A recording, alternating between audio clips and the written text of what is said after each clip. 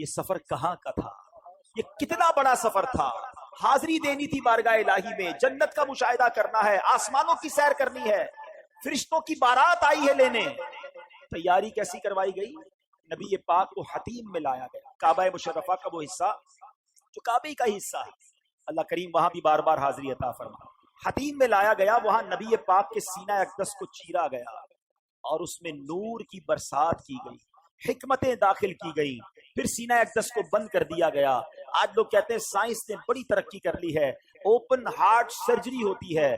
سنو، 1450 سال پہلے ایک بار نہیں، نبی پاک کی 4 بار اوپن ہارٹ سرجری ہوئی. مگر یہ کیسی سرجری تھی؟ نہ کوئی ٹانکے کا نشان ہے، نہ کوئی تکلیف ہے. آقا دیکھ رہے ہیں کہ دل کو باہر نکالا گیا ہے اور نبی پاک کے سامنے نور ڈالا جا رہا ہے. اللہ اکبر، یہ بھی نبی پاک کا معجزہ ہے. اور پھر وہ سفر شروع ہوتا ہے. اب نبی پاک مکہ پاک سے بیت المقدس جاتے ہیں. سبحان اللہ، بیت المقدس کا سفر یہ براق پر کیا جاتا ہے.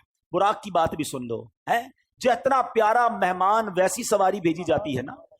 اگر کوئی بہت بڑی شخصیت ہو تو اس کو ذرا اچھی گاڑی میں بلایا جاتا ہے، نارمل بندے کو کہا جاتا ہے آپ آ جائیے گا، ٹھیک ہے. اور بہت ہی زیادہ معزز و بندہ کہتا ہے کسی دوست کی اچھی والی گاڑی لے کے بھیجوں، اتنی بڑی شخصیت ہے، اس کے سٹینڈرڈ کی کوئی سواری ہونی چاہیے. اللہ نے اپنے پاس اپنے حبیب کو بلانا ہے، سواری بھیجی، جنتی سواری، براق. اچھا، براق جو تھا اس کی سپیڈ کیا تھی ذرا سنیے گا.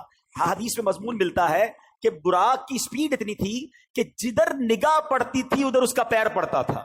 یعنی اگر آپ سوچیں کہ اگر آپ بالکل کھلے میدان میں کھڑے ہو جائیں یا سمندر پہ چلے جائیں تو کتنے دور تک ہماری نظر جاتی ہے. جدھر تک آئی سائٹ جاتی تھی ادھر وہ ایک قدم رکھتا تھا، اگلا قدم ادھر رکھتا تھا، دوبارہ آئی سائٹ جدھر جاتی تھی. اتنی سپیڈ سے یہ ٹریول ہوا.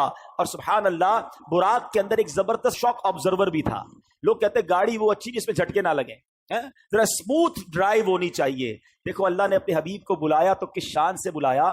جب یہ براق اوپر کی طرف جاتا تھا نا، آسمان کی طرف، اب دیکھیے گھوڑے پہ اگر آپ بیٹھے ہوں اور گھوڑا اونچائی کی طرف جائے تو آپ پیچھے ہو جاتے ہیں، تھوڑی تکلیف ہوتی ہے نا انسان کو، کیونکہ گھوڑا اوپر جا رہا ہے. تو روایتوں میں لکھا کہ اس کے پچھلے پیر بڑے ہو جاتے تھے.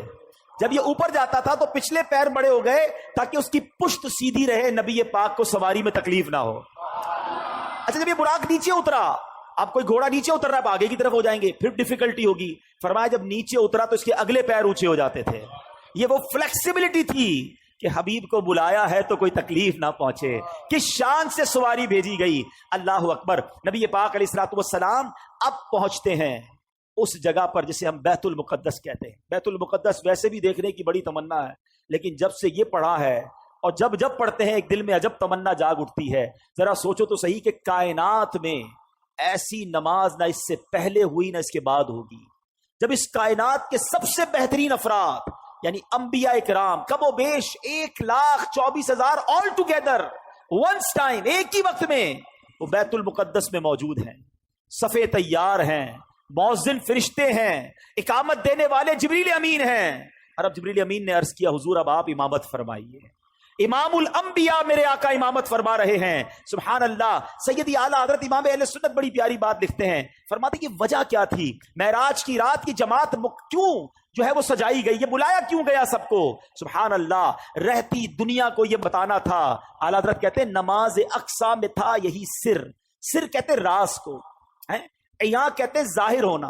فرماتے نماز اقصا میں تھا یہی سر، یہی راز تھا کہ ایاں ہو مانائے اول آخر، پتا چل جائے دنیا کو کون اول ہے کون آخر ہے دست بستہ پیچھے حاضر، سارے ہاتھ باندھے کھڑے ہیں، کون جو سلطنت آگے کر گئے تھے. آج سے میرے آقا فارغ ہوئے، اب آسمان کے سفر کی تیاری ہے. اب سفر آسمان میں وہی براق ہے، وہی بارات ہے، وہی دولہا ہے، وہی باراتی ہے. آن کی آن میں پہلا آسمان آ گیا. یہ پہلا آسمان کتنا دور ہے ذرا غور کیجئے گا. پلک جھپکتے کچھ ہی لمحوں میں نبی پاک پہلے آسمان پر پہنچ گئے. اب یہ سب انبیاء جو ہے نبی پاک کو ویلکم کر رہے ہیں، مرحبا کہہ رہے ہیں. نبی پاک آگے بڑھتے گئے. اب سدرۃ المنتہا آ گیا.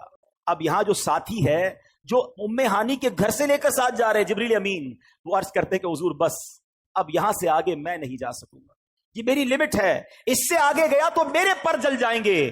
اللہ اکبر. اب اس کے آگے فقط رب کے حبیب جا رہے ہیں. یہ وہ مقام ہے کہ جبریل امین بھی پیچھے رہ گئے. اللہ اکبر. اب جناب نبی پاک علیہ الصلوۃ والسلام جب آگے جاتے ہیں، جبریل ٹھہر کر سدرا پر بولے جو بڑے ہم ایک قدم، جل جائیں گے سارے بالوں پر، اب ہم تو یہیں رہ جاتے ہیں. کا جو اگلا سفر ہے نا، اس کے بارے میں کوئی کچھ نہیں بتا سکتا کہ وہاں کیا ہوا، کتنی دیر دیدار ہوا، اللہ نے اپنے حبیب کو کیا دیا، حبیب پاک نے کیا لیا. وہ ایسی راز کی باتیں ہیں، وہ ایسی کرم کی باتیں ہیں کہ جتنا اللہ کریم نے قرآن میں بتایا اور جتنا حبیب پاک علیہ الصلوۃ والسلام نے ہمیں آ کر بتایا، اس کے علاوہ کوئی اس کے بارے میں نہیں جانتا. قرآن مجید فرقان حمید میں اللہ کریم سورہ نجم میں کیا کمال کے ارشادات فرماتا ہے. سورہ نجم ایسا لگتا ہے جب پڑھیں تو کہ نعت پڑھ رہے ہیں. اللہ کریم ارشاد فرماتا ہے، اس پیارے چمکتے تارے محمد کی قسم، تمہارے صاحب نہ بہکے نہ بے راہ چلے، اور وہ کوئی بات اپنی خواہش سے نہیں کرتے، وہ تو نہیں مگر وہی جو انہیں کی جاتی ہے. سنو میرے آقا جو کہتے ہیں اللہ کی طرف سے عطا ہوتا ہے وہ کہتے ہیں. اعلیٰ حضرت یوں ہی نہیں کہتے، وہ دہن جس کی ہر بات وحی خدا، چشمہ علم و حکمت پہ لاکھوں سلام ہے. اب یہ قرآن بتا رہا ہے کہ کیا ہوا وہاں پر. فرمایا ثم دنا فتدلا فکان قاب قوسین او ادنا، پھر وہ جلوہ نزدیک ہوا.